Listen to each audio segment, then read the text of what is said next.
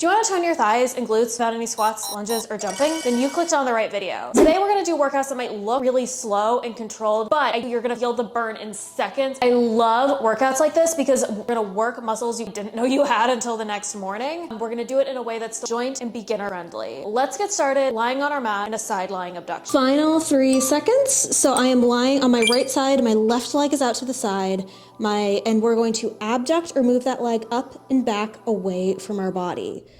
Few things for you to keep in mind here. First, my hips are in a straight line. My heel and shin are in parallel. I'm moving slow and controlled. I'm not kicking my leg. I am moving like I am moving through molasses. Another thing, you want your hips to be pointed forward.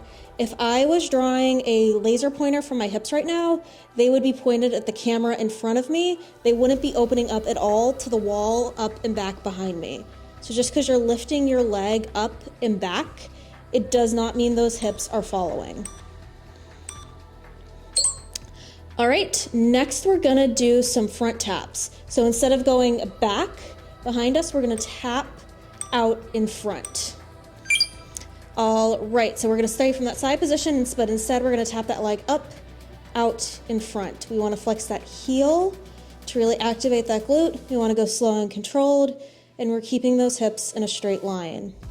Just like we were before, we aren't opening those hips forward or backward. We're just keeping them in a straight line and letting that leg do that motion. So these last few exercises you should really feel in that outer thigh.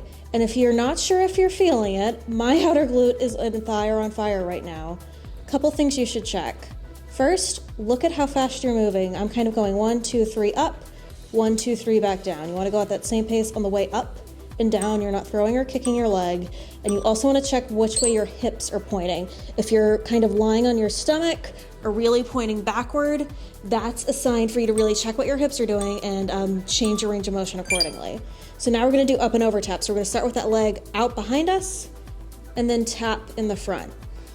Back behind us and tap in the front. So we're kind of combining the two moves we did before, where we're getting both that internal and external rotation of that glute, which is on fire right now.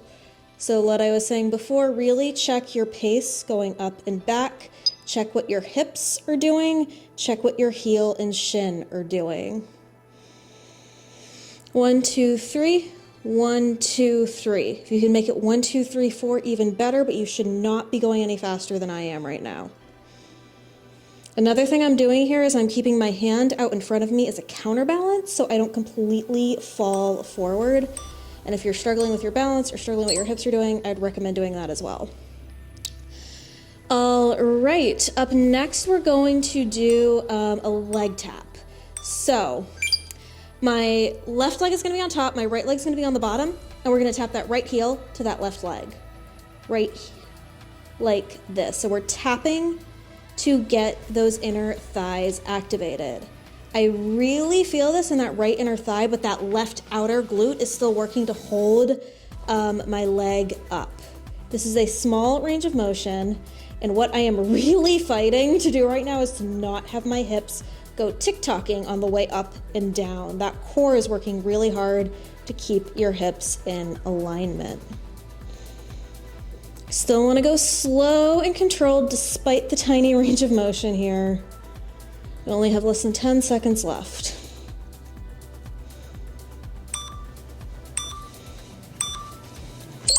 All right, next to finish burning out that left side, we're going to do a left hip adduction, or moving that hip towards our inner body. So my right leg is out to the side, my hips are in a straight line, and I'm lifting that leg up, left leg up and down. Should really feel this in that inner thigh or that left leg. Your right leg is mostly doing some support here, but just wait, we're gonna repeat this exact same sequence on the opposite side.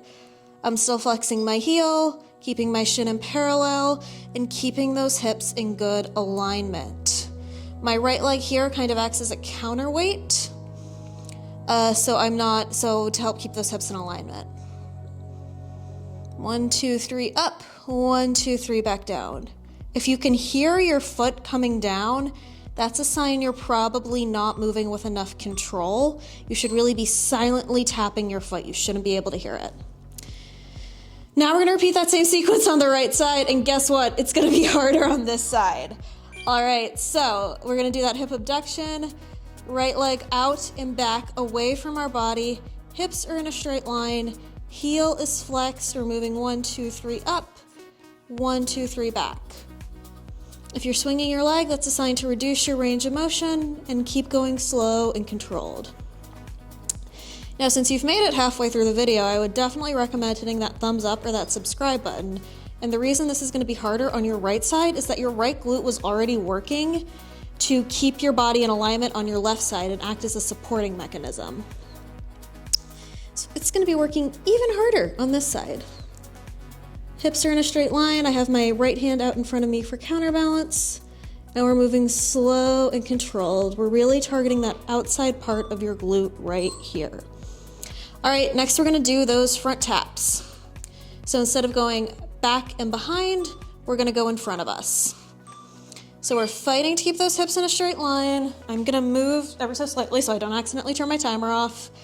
And we're gonna tap out in front of us. We're flexing that heel. We're keeping that heel and shin parallel, and we're keeping those hips in alignment.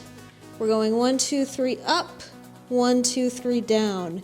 You should not be going any faster than me. You should only be lifting your hips as far as you can go while keeping them opening forward and not up and back.